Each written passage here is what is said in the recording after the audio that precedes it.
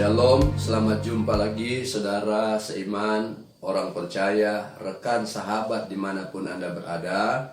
Salam jumpa dalam Revive Your Soul.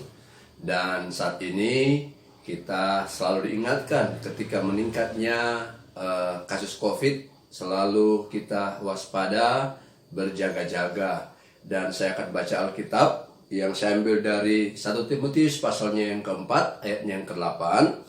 Latihan badani terbatas gunanya, tetapi ibadah itu berguna dalam segala hal, karena mengandung janji, baik untuk hidup ini maupun untuk hidup yang akan datang. Saya memberi tema khotbah saya, tingkatkan iman dan imun.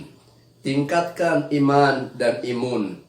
Imun berarti kekebalan terhadap penyakit. Bagaimana kita meningkatkan imun kita agar ketika kasus-kasus yang terjadi saat ini, COVID-19 yang semakin banyak, semakin meningkat, maka yang disarankan adalah kita meningkatkan imun kita, kekebalan tubuh kita, supaya kita kebal terhadap virus, terhadap segala penyakit. Dan tentunya ada beberapa hal yang saya akan bagikan bagaimana supaya imun kita semakin meningkat. Pertama-tama adalah tentu kita harus berolahraga yang rutin setiap saat. Bahkan kalau hari-hari ini kita dapati kita harus berjemur di matahari pada jam 10. Itu untuk meningkatkan imun kita. Kemudian kita mengkonsumsi vitamin. Apakah vitamin C, apakah vitamin D. Lalu kita makan makanan yang tentunya sehat bagi tubuh ini. Tidak sembarang makan, agar dapati bahwa kita sehat, kita kuat, dan imun kita semakin meningkat, sehingga kita mengalami kekebalan. Tidak mudah untuk diserang, tidak mudah terpapar oleh karena virus 19.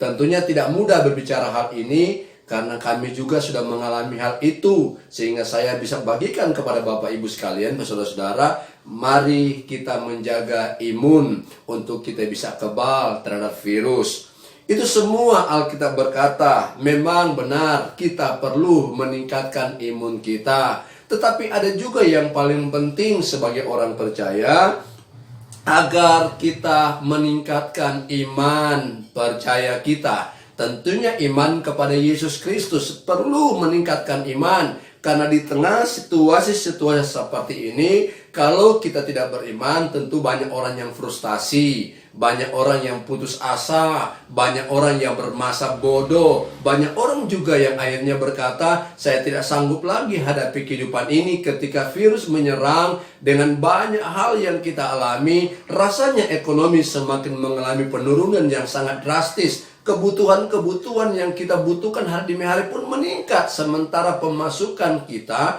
semakin hari semakin berkurang. Tetapi hanya iman sajalah yang membuat kita sampai hari ini bisa bertahan di tengah-tengah kondisi yang semakin sulit. Oleh karena itulah yang perlu kita laksanakan adalah tingkatkan iman kita. Kalau kita sudah meningkatkan imun, sekarang kita harus meningkatkan iman kita. Bagaimana cara kita meningkatkan iman? Yang pertama-tama tentunya Alkitab berkata harus beribadah.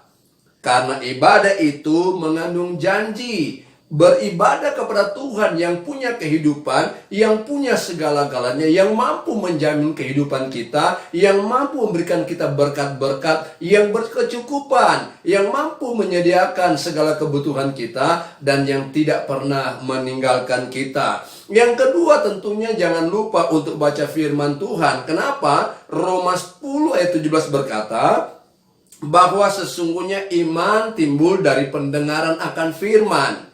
Firman Tuhan sesungguhnya firman Yesus Kristus yang kita baca itu akan meningkatkan iman kita untuk kita percaya secara totaliti kepada Allah, bahwa Allah tidak pernah meninggalkan kita. Membangun iman kita itu membuat kita akan semakin bertumbuh, berakar, dan dibangun dalam Kristus Yesus. Lalu kita akan dapati bagian-bagian tertentu di mana kita mulai dengan bagian pertama adalah beribadah. Beribadah, kenapa harus beribadah? Karena mengandung janji di bumi ini. Dikatakan di sana bahwa beribadah itu mengandung janji baik untuk hidup ini, di mana kita ada sampai saat ini. kita hidup di muka bumi, apa yang kita rasakan, apa yang kita nikmati kalau kita beribadah, janji apa yang Tuhan beri. Dalam Yesaya pasal 32 itu jelas berkata, di mana ada kebenaran, ada ibadah, di sana akan tumbuh damai sejahtera.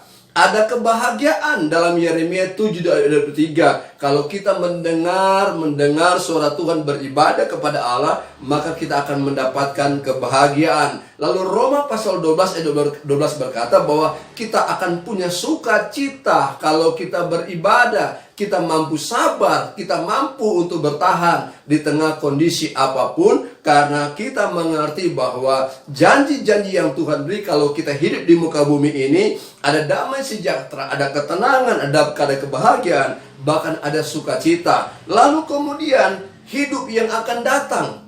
Ibadah itu menjanji yang kudus adalah hidup yang akan datang. Apa yang akan kita alami? Yaitu kalau kita mampu bertahan di muka bumi ini, maka kita akan sampai ke surga akhirnya. Maka yang kita akan rasakanlah, kita akan mulai pesta di surga. Mazmur 23 sangat jelas berkata bahwa ia menyediakan hidangan bagiku. Ia berpesta pora, orang yang bertahan dalam hidupnya.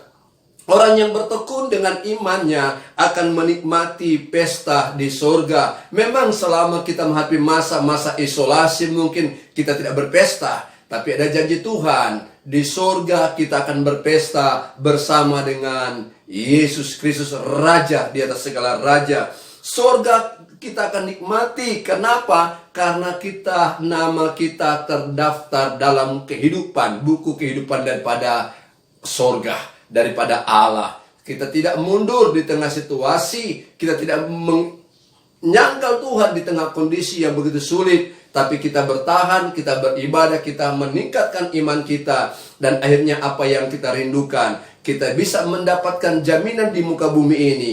Lebih lagi kita mendapatkan jaminan di sorga, karena itulah janji Tuhan. Oleh karena itu, mari tingkatkan iman kita. Kita boleh meningkatkan imun dengan berolahraga, makan yang sehat, minum vitamin. Tapi yang paling penting, tingkatkan iman kita kepada Yesus Kristus. Tuhan memberkati. Haleluya. Amin.